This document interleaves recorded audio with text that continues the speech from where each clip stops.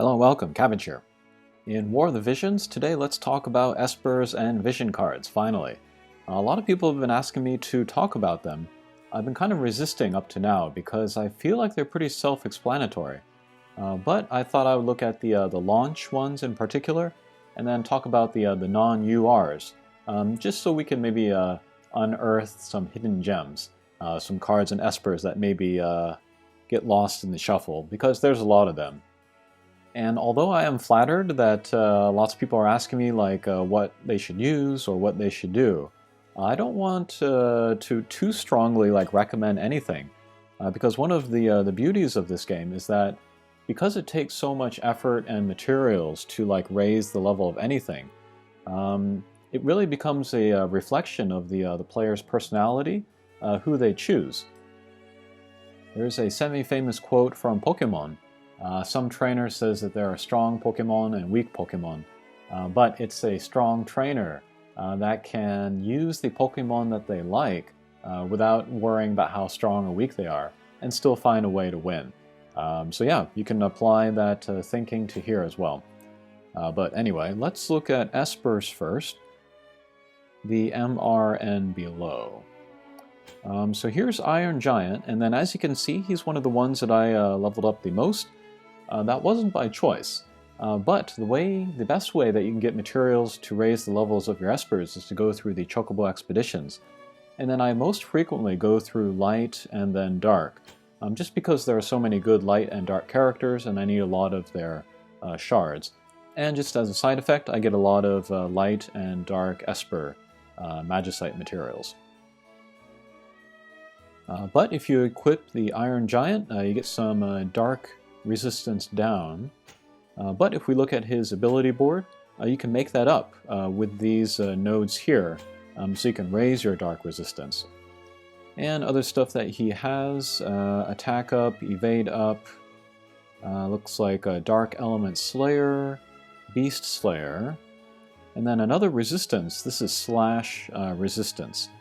And as you can see, I've raised the level of Iron Giant so much that I can totally unlock two of these areas. And then I got the two defensive ones. So Dark Resistance up and then Slash Resistance up. And then if you think about it, who is Dark Element with Slash attacks? It's Stern.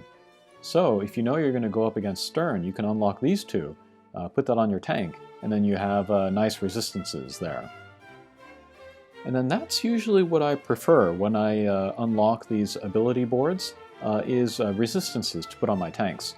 But that's just a reflection of how I like to play. I like to make strong, beefy characters.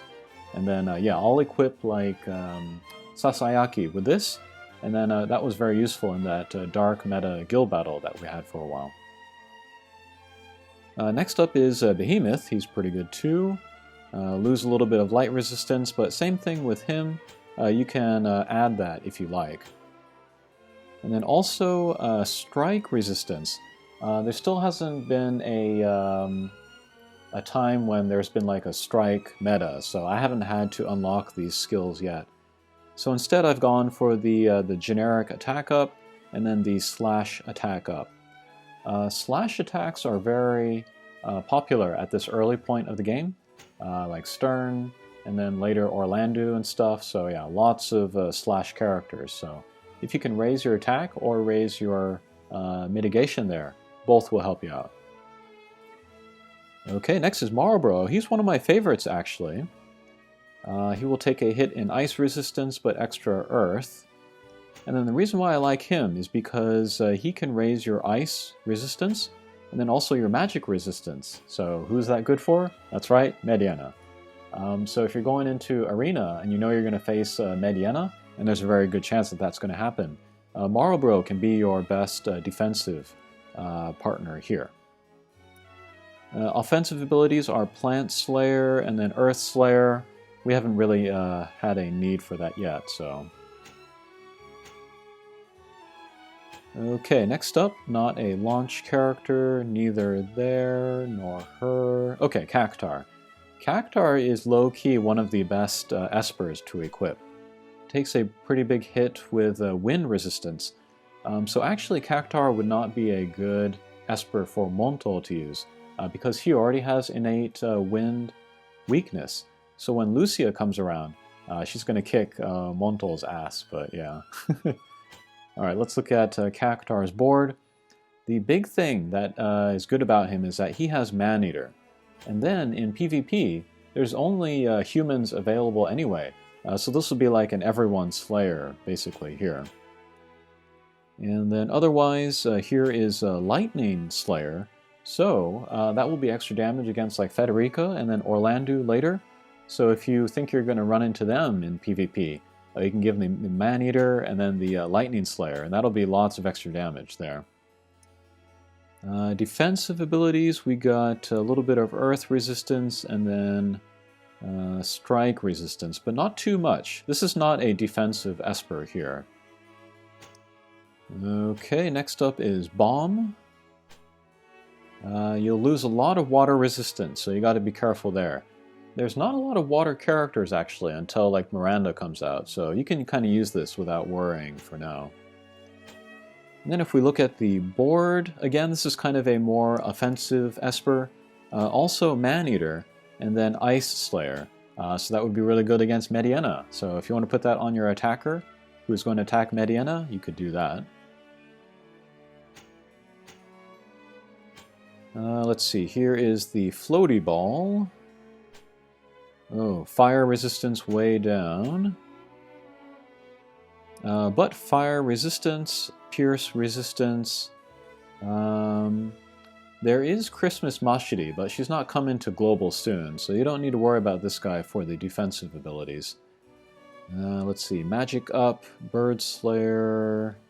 Yeah, this guy's not too good. I wouldn't worry about him for now. Okay, here is Zoo. Ice resistance way down.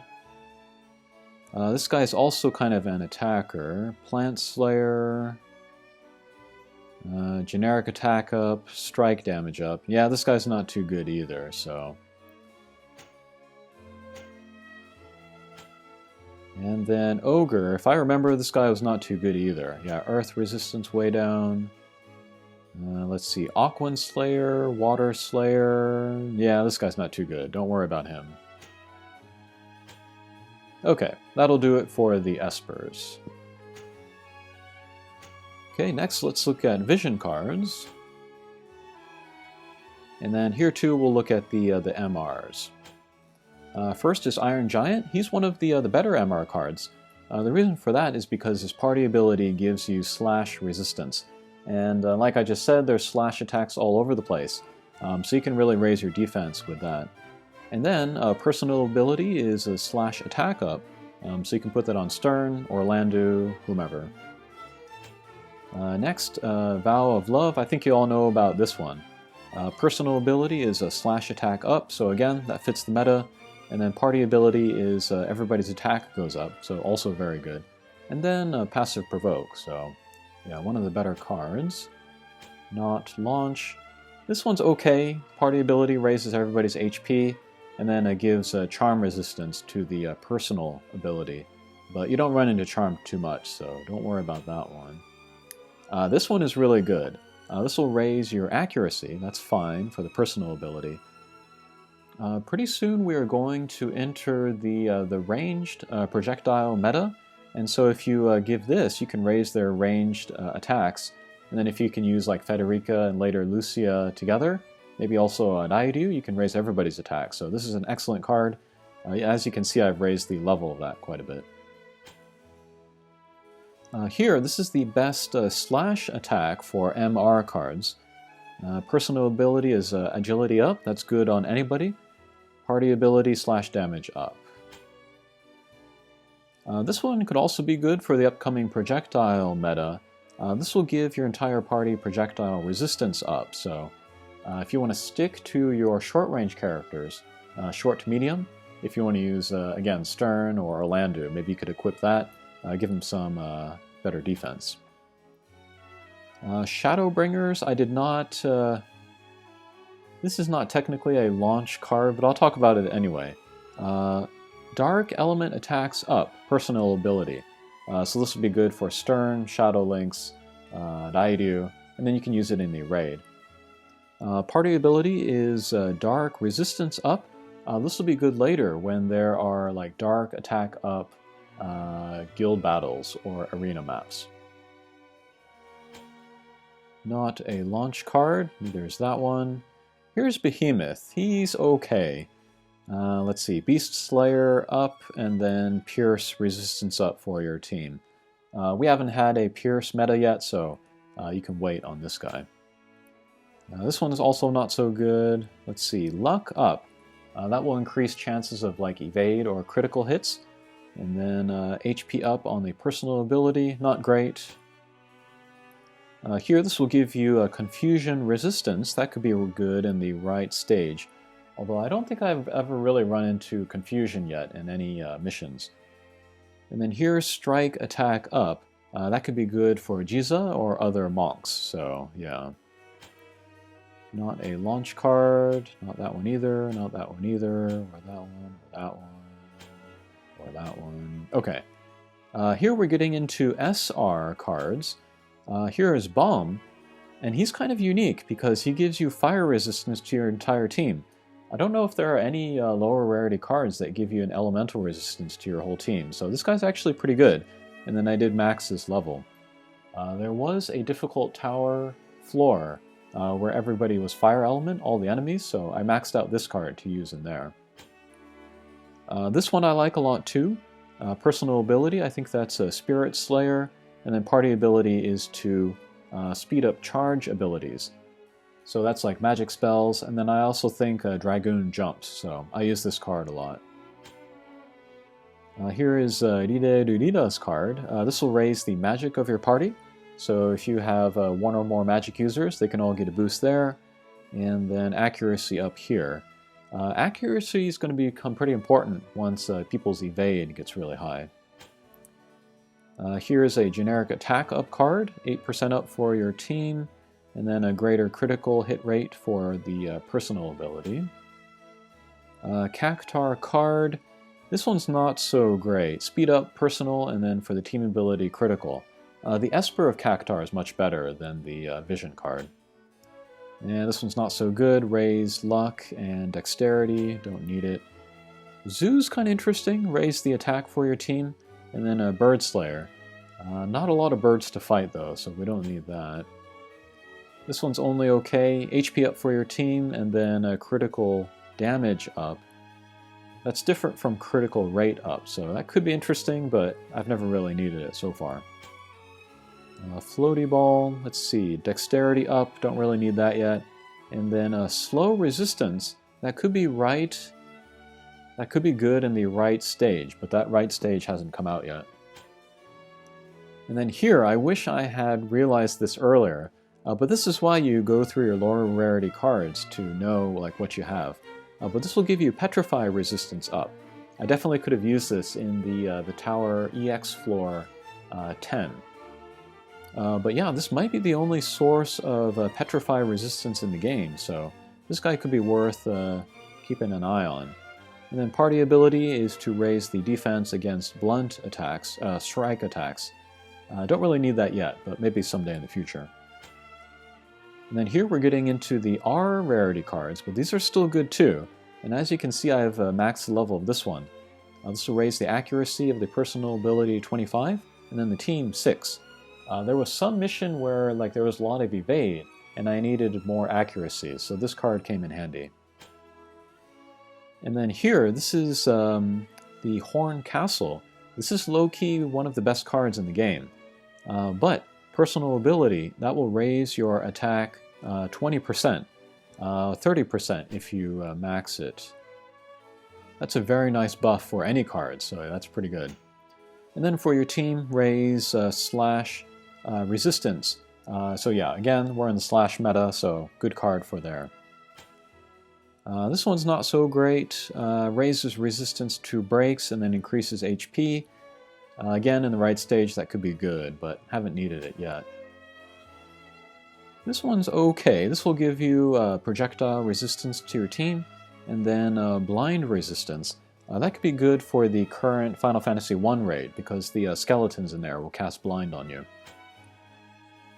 This one will give you Berserk resistance. Haven't needed that yet, but that sounds pretty scary. I don't want my guys berserking. And then, let's see, Leonis flags, stop resistance, and then attack up. That's pretty good. Fennis, this one's not so great, but strike, resistance up, and then dexterity up. Don't need that. And then Leonis Castle, this one's pretty good too. This will raise both defense and spirit. There's not a lot of sources to raise both of those together. And then, let's see, Wezet flags will give you toad resistance. Also, that has not been a super big problem, but could be good to keep in mind. And then this is kind of interesting, but this will increase the rate that your Esper gauge fills. I don't know if there's any other equipment or item in the game that can do that, so maybe keep this one in the back of the mind. Let's see, Wezet Castle, let's see, also defense and spirit up, but not as much as the other cards, so yeah. And then here's an N card. This one is available in JP. I don't know if it's available in Global, but then Global has another card that's not available in JP, so that's kind of funny. But these cards are good too. This will give you attack up 23, that's respectable, and then a party ability of HP up, also pretty good. Okay, so very quick look at the non-UR Espers and Vision cards. And as you can see, there's a lot of good stuff in there if you kind of dig a little bit. Okay, that'll do it for this video. Thanks for watching, and we'll see you again. Take care.